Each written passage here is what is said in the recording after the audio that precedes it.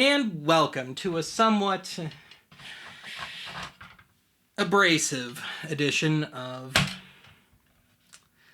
Ben's Junk. So today's episode marks the first of a two-part Ben's Junk on CD, compact disc, maintenance and repair products. And going in chronological order, this would be the first item up for review. And this is what I believe to be the first CD maintenance/repair thing on the market, namely the Discwasher compact disc cleaner, which appears to have been introduced in 1985.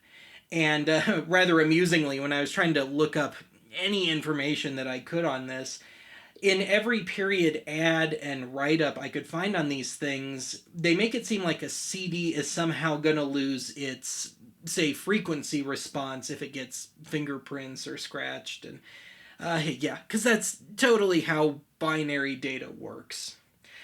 But anyway, my usual method for dealing with smudges and scratches is to use Novus's line of plastic/acrylic cleaner.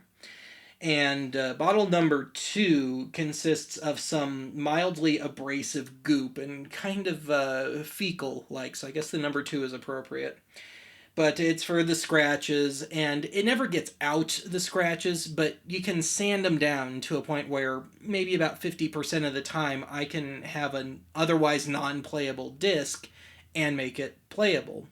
And then number 1, which I use after, or just simply if it's fingerprints and smudges, it's just a cleaning fluid/polish. But I have a few CDs on hand that my usual method has not worked for. And I guess they're kind of period appropriate.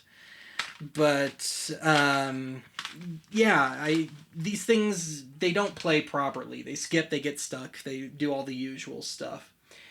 And having said that, if I manage to screw them up even worse using this thing, they're not too rare or valuable or tough to replace. So anyway, let's take a look at what we've got here. And on the outside of the main item, we've got this crank here, which works in tandem with a small series of gears.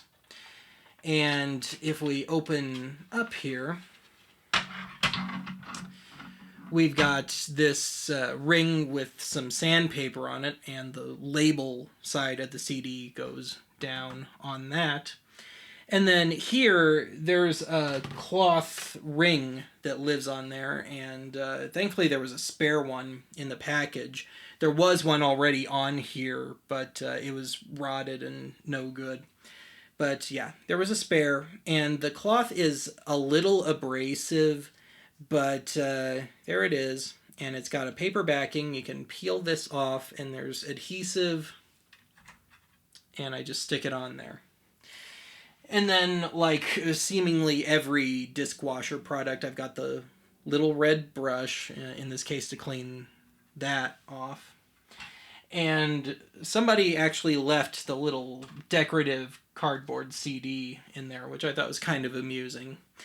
But sadly, the cleaning fluid was nowhere to be found. So the other product, which I'll discuss next time, it seems to operate on the same principles, and that had cleaning fluid. And they're both spray bottles, and for the life of me, I cannot find the ingredients to either, so I'm admittedly just kind of taking it on faith that they're close enough that it should be a decent test. And the bottle is just about full, so I'll have plenty for today and for the next Ben's Junk.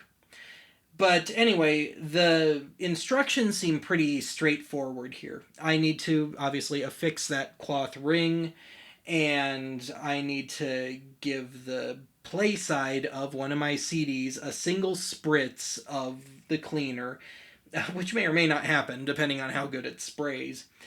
And then I need to put the CD on here, play side up, close it, and crank the thing 20 revolutions. And that's about all there is to say about this for the time being, so let's do that montage thing, and barring anything catastrophic, I should be able to say anything else I need to say via text and pictures, so. Again, barring anything terrible, I'll talk to you again soon.